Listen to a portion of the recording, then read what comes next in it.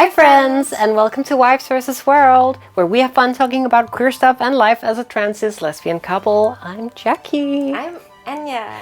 And today we want to ask ourselves the hard-hitting questions that you have to ask yourself before getting married.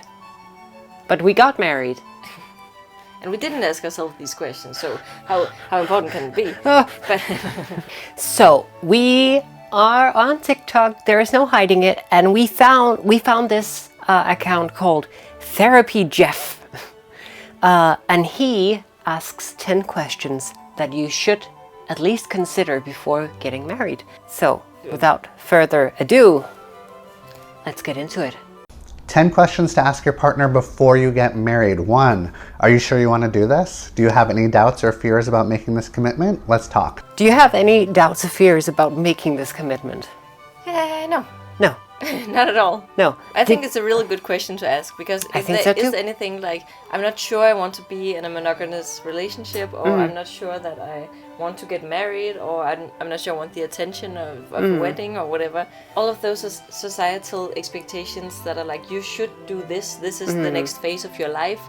I think that's how it happens, that people who don't actually want to get married, they suddenly find themselves doubting. Yeah. They should make that step. Being 4 or 5 years deep into something that, maybe they have kids, maybe, But I want to get married. I have no doubt. Okay, I'm glad and you did. I did. 2, what do you consider cheating? Is it flirting? Is it makeouts? Is it a close emotional relationship with someone you could be attracted to? I think this is a wonderful question. I think it's Very really interesting. good to discuss and to be on the same page about, because I've talked with so many people where we just don't agree on the definition of cheating, and especially in our relationship, this one has been really important, because we 100% consider ourselves in a monogamous relationship. Right? We are very monogamous. But we have been told that we have an open relationship a lot of times, because we don't mind kissing other people. No. Or at least in our history, it hasn't really happened lately. But it has happened a lot in our relationship. No, it's just a lot of fun, and it's like I don't think I would ever kiss someone who was in a relationship unless that was also cool for them. The most important thing is consent, and that is both from whoever you, like in our case, or maybe gonna kiss, and each other. Like, is kissing okay? Yeah, sure it is. That's where we want to go. I think having a deep attachment, like emotional attachment to someone, that's also okay. Like, but at the end of the day, it's also, I think that's also where we've drawn the line before. Like, if we fell in love with someone else, I think that's where you have to like think about your actions and what you do and how you want to move forward. Basically. Yeah, exactly. And like kind of be careful in that territory. It's not that like, oh no, we can never make this work because you're feeling for someone else, but we should probably figure out how we are going to go about this. Exactly. Yeah, it's like you've always said, just because you love someone doesn't mean you hate everyone else. Yeah. It was a piece of advice I got from one of my older brother's friends back in 2008 or something. And it served you well. Yeah, exactly. We have drawn the line at sleeping with someone else, that we haven't really wanted to get into that. I think that can be something that doesn't necessarily entail a lot of feelings, but for me that is just so intimate and so emotional, and like it's never just sleeping with someone. So to me at least, I think that would be too complicated for me to handle as something that would not be considered cheating, for me at least. I think I'm a little more detached than that, but yeah, again, I'm just not a jealous person. So yeah, if I knew that at the end of the day you would come home to me and you love me, then always. I don't care that much, but I feel comfortable that this is the line we've drawn. Me too. It works for us. 3, are we gonna combine finances or keep things separate? What about when we make a big joint purchase? Are we gonna split it, and do you have any debt? Yeah, this is also really important. Because like money can really come between people, especially early in a relationship, I think. And we have always had separate finances, and we're gonna continue having that even though we're married and have been together for so long, because we don't we spend money in wildly different ways, so it's really important to us to keep that separate. Big purchases, we've often if the purchase is more important to one of us, then that person has kind of made that investment, right? Exactly. Stuff like that. There's going to be stuff like that, and then and then there are things that we have bought together, like the cats couch and the, couches and bed, stuff like that. Exactly. Our apartment, you own. Yeah, we figured that out. we because we bought it 9 years ago, and somehow we have no idea how this really went about. But I'm the only one who owns the apartment. Yeah. Because it was my money that paid for it. But I did not know this. I thought that we owned this place together. Since we're married and all, but apparently that's not the law. So we're gonna fix that. If you do split up, which stuff is going to who? I think it always sounds like that's really a hard thing pain point for someone. Yeah. Exactly. Like I think I don't know either. No, I don't know either. Have any idea how to split up stuff. I think we're just going to communicate about it. Number 4, do you want kids, or do you want more kids if you already have kids, or should we just load up on fur babies? Such an important question. Yeah. I feel like this. If you can't agree on this point, you can't make it work. We disagreed on this going into the relationship. I really wanted kids, or I thought I really wanted kids, because that was the kind of thinking that I was brought up with. You taught me along the way. Please listen to yourself. Do you actually want kids, or do you think you want kids? This makes it sound like that you forced me to not have the kids that I want. I did. This is not the case. I just want to make that clear. I love kids. I love that other people have kids. I want to be the best aunt for those kids. That's going to be amazing. I look forward to it. I don't want kids of my own. I don't think I have it in me to put a kid first all the time. You know what I mean? Yeah, I know exactly what you mean. I probably could if I had to. Yeah, but I don't want to. No. And I think you need to be able to talk it out. And as you say, agree on, can you make that commitment? Because you might go into a relationship, you are going to be there a couple of years, and then suddenly it becomes, okay, so I really want kids and I really don't.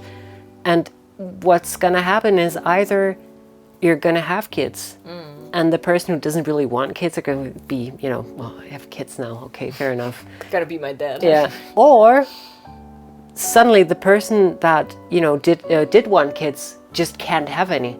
Like, that's not going to be a good decision for them as well. And I see the relationships around me where people don't really agree. Yeah, on wanting kids or not. I get so anxious for them. Yeah. Because there is no solution to that problem. One party is going to be unhappy, probably. Number what? 5. Do you want to be in a monogamous relationship forever, a poly relationship forever, or do you want to leave things open and check in every year? I don't think it's still not that common with poly relationships, but people who are or who know they want a poly relationship, it's important to settle that with a partner or partners. I also think that if you are in a monogamous relationship, you might actually get to a point where you are secure enough in your relationship and your love for each other, but you also recognize that you feel something for other people. That's not necessarily a death sentence to your previous relationship or the one you're already in. I think it's good to check in. I think that's actually very good. Because I think it's very important that you do not become resentful or shameful about what you're feeling. I think you need to be able to communicate it. I would expect you to communicate to me if you suddenly also found one of your friends very interesting. I think I would want to know.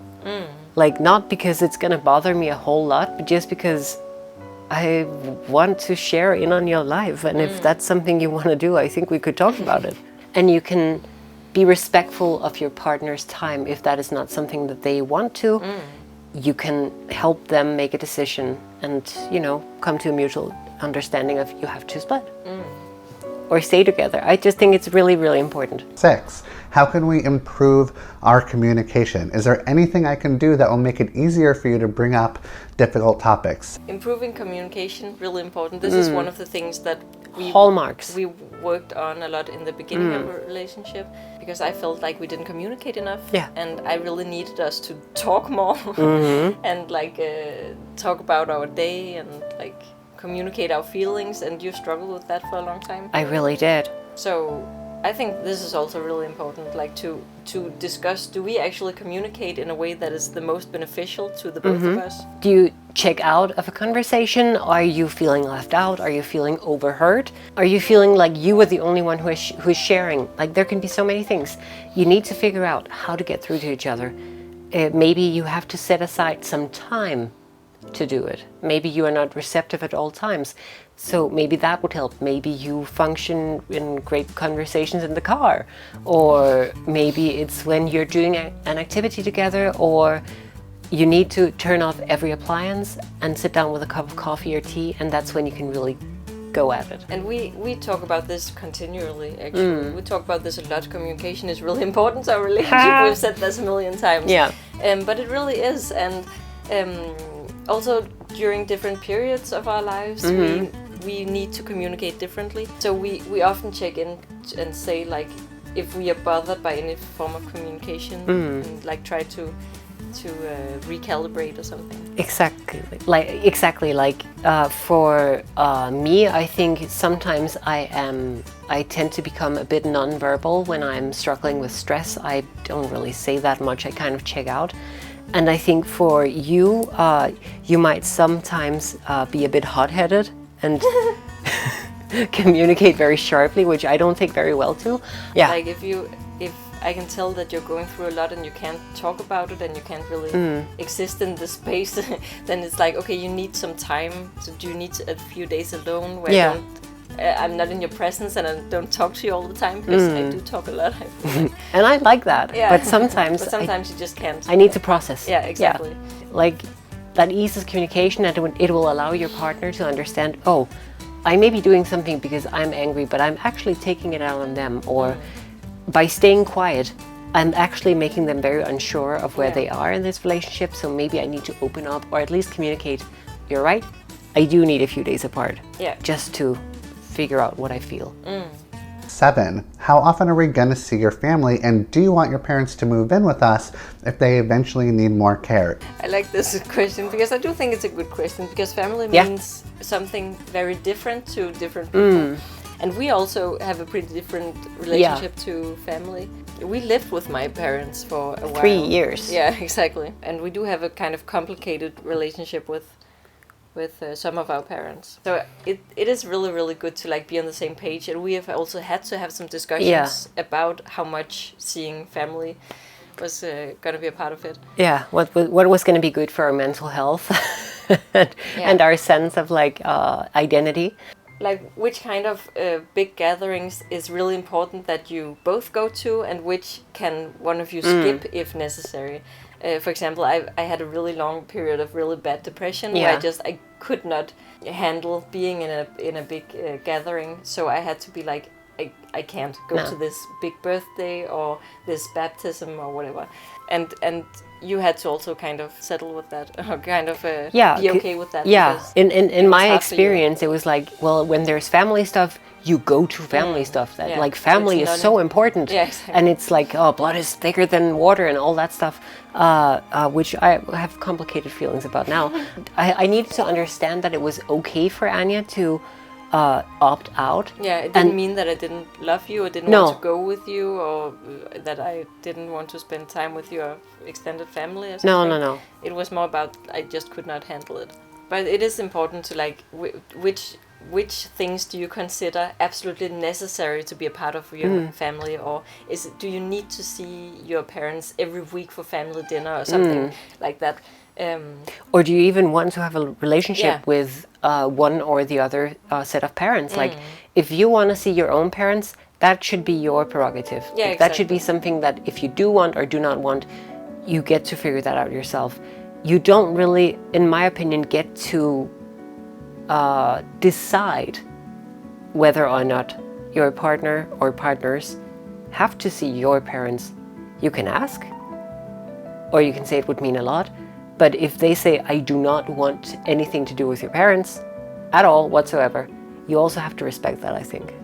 I kind of disagree, actually. But then you kind of have to figure out if that relationship can work for you, if it's really important to you. True. So 8, what secrets are okay to keep private, and when does omitting information feel deceitful? Yeah, I like this one as well. Very interesting. For us, I think. None of us keep secrets. No. And we don't really omit information. I'm a very honest person. I don't book. lie. I can't lie. I don't. Sometimes I may or may not buy a chocolate bar. And while I realize that is very innocent, I do omit that kind of information from time to time. Because I tell you buy too many chocolate bars and you don't want me to. No, maybe I just want a chocolate bar. It's just it's such a waste of money, and you buy too many. It's my money. Yeah. And let's just say it hasn't always just been chocolate bars. Waka waka wow. You've had a little problem with different kind of. Well, when you put it like that, it sounds like I was like massively addicted to heroin or something. We're not gonna elaborate. You can speculate on that. Yeah. Yeah. So I used to smoke a lot. Okay. Also, you are incapable of lying. Yeah. So I feel extremely deceived Yeah. if someone lied to me, and I cannot even a small lie that is to protect whatever or make us not go into an argument. I feel like you've just gone behind my back, and I can't deal with lying at all. And we've had a few incidents with that happening because you were raised in a very different environment where you kind of hide things to survive. Yeah, exactly. Yeah. If you made a mistake, it wasn't about fessing up to it, because like if you did, you would get in so much trouble. Yeah. So it was about hiding whenever you did something that you weren't that proud of, or you stepped a bit, wrong. Yeah, and I think that it took a really long time for you to kind of realize that you could admit to stuff and not you wouldn't get in trouble. It wasn't like I would throw you out or be angry at you or something like that. Things have changed. Yeah, exactly. You don't have to tell everything exactly. to everyone all the time. No. Sometimes you would consider a white lie or something to be graceful. Yeah. Like it's not black and white. It's a gray kind of playing field that you're moving into. So you have to navigate that. Except to me. Except to you, it's black and white to you, not necessarily black and white to me. But I can lie to you. You're not able to, my friend. You cannot. Like, you can try, but you're not able to. Yeah, it's true. 9. What would you do if you were falling out of love? Would you tell me? Would you talk to a therapist or friend first? The one thing that I'm truly afraid of in this world, what if I someday wake up and I just don't love my cat anymore, You can't even say. No, I can't. I think there was a period where, again, I was very deeply depressed, so I couldn't really feel anything at all, and we talked about that because it frustrated me so much that I couldn't really feel my love for you, and that was an awful feeling because I knew I loved you. I just you couldn't feel it. Yeah, but we worked through that as well, because I hope you clung on to the part about that you knew that I knew I loved you. Then you'd buy me a chocolate bar, then you'd eat half yourself, and then you'd give me the other half. Then I would say, I bought you a chocolate bar, but I really wanted it, so I kind of opened it on the way home. And then I would be like, oh, thank you, honey, I'll save it for tomorrow when I really want to eat it. And then when I go to eat it the day after, you'll be too slow. So now I always buy 2, so I don't eat yours. I don't. That's how you make me fall in love with you. No, but honestly, you waited it out. Yeah. You hoped for me to become better. Yeah. And I just did what I could to take care of you. Exactly. But it actually raises, like, if you are in a situation where you fear you might be falling out of love with someone, like, as Therapy Jeff asks, like, would you talk to a friend about it, or a therapist, or would you go directly to your partner? I think I would have to talk to a friend about it first. Like honestly. I would hate that. Yeah, you would. But I would have to make really sure of my feelings, and I would have to discuss this with someone who wasn't you, so I wouldn't open up any wounds or gashes, like, with my insecurities. Like, it's not that I wouldn't tell you, and then suddenly it was just like, well, so, I talked to Margaret about this, and I agreed with her that we should break up. Like, of course not. It's just, what was I saying? You are already facing so much, and you are struggling, and I don't want to add to those burdens by saying, like, so yeah, by the way, maybe I'm not sure, but maybe I don't really love you anymore. Just want to leave you with that, and you can think about it. Maybe that would make me pull myself together a bit. But maybe that's not the problem. What if the problem was me? Why would it be you? What if it wasn't you, but me, Why would it be you? I don't know. Maybe you were depressed and needed me to do an extra effort. So Maybe more Twix? maybe you needed me to buy you small chocolate bars. Maybe. That would be nice. Do you want me to do that? Or you No, won't love me anymore? no, I love you plenty already. But it's good to talk about. What would you do if you feel out of love? Because a lot of people experience that, don't they? I think they do. Yeah. Point they fall out of love. Oh, yeah. The last one. Number 10. What does this Jeff has to say? 10. Under what circumstances would you start considering a divorce? All right. So under what considerations? We never discussed that, did we? No, I don't think we did. I think I said something like murder. Murder. Murder. And I brought you myrrh. Thank you. Murder. Judas. No, I don't know. Like, we didn't discuss it, but like, I think if we fell out of love with each other, like, you know, that would be something. Like, if one of us was an abusive partner. Divorce. We can't really imagine a scenario where we would want to get divorced. No. If you insisted suddenly on having children. Yeah, that would be one. Or if, again, we just didn't love each other and the feelings we had for each other were more annoyance than companionable. Exactly. Or maybe we just don't need to be married anymore. We can still like be girlfriends, but maybe we need to do something different. Maybe we need to live in separate countries. I don't know. I think we would do that before we got divorced. Yeah, maybe we would. I think we would start by moving apart and then seeing how that would treat us. Yeah. And then if we wanted to get on with our lives, then maybe we would split up. I can't imagine really anything else. Even if you went to prison, I would still be your wife. Yeah, same. It would be pretty hard to have a prison wife, depending on what you did. Murder? Murder. That's a divorce. But what if... I just Cut! I want to summarize. Communication is so important. It's what we always say, and now Jeff agrees with us. You have to talk about this, and Jeff knows what he's talking about. This one has 3.2 million views. So Jeff, thank you so much for being in this video. And I definitely think that all of these are really relevant and really good to discuss, like within the first year or something of your relationship. Maybe not the first week, like I guess that's okay. So I would definitely recommend talking to your partner about these questions. About anything at all. Yeah, and I found it interesting also because we haven't had a serious discussion about this, but all of this has come up in our relationship. Definitely. And all of this has been things that we've need to talk about at some point. Yeah. So, recommend it. Did you have fun? We hoped you had fun. Right? And if you did, you can subscribe for more. It's true. You can find us here every Sunday. That's when we try to upload. And if we don't, you can always check out our socials. They are in the description. They're in the description. Ring the bell for notifications. And without further ado, we hope to see you next time. Bye. Bye. Good. Thank you, Jeff. I want to collect our opinions as a sum up. I want to summarize.